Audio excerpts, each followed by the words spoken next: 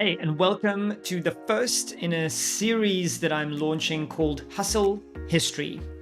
And in this series, we're going to go and look at some of the biggest, craziest businesses in the world and learn about their very first few years. Because everything starts as a hustle. Not every business is born big.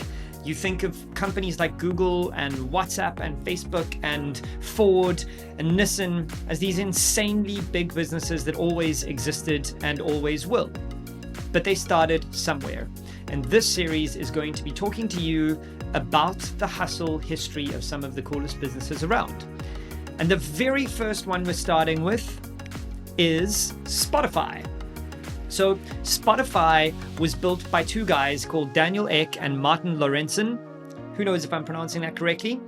Ek is actually a college dropout, which is incredibly interesting to me.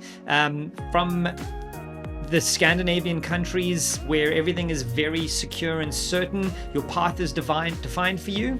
It's very rare to see people drop out of college and start their own things. So Ek believed that his ability to build websites and things was more interesting than a college degree. So he dropped out and started building stuff.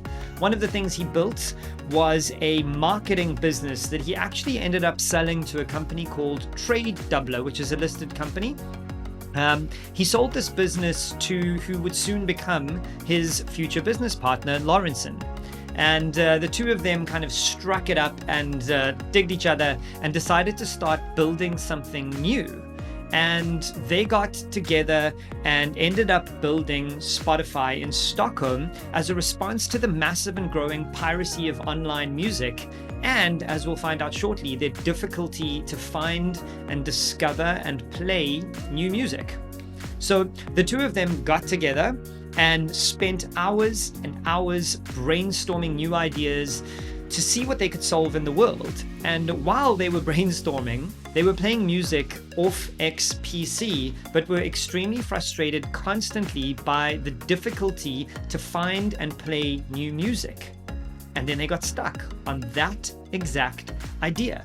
The idea that it should be easier in 2006 to find and stream new music.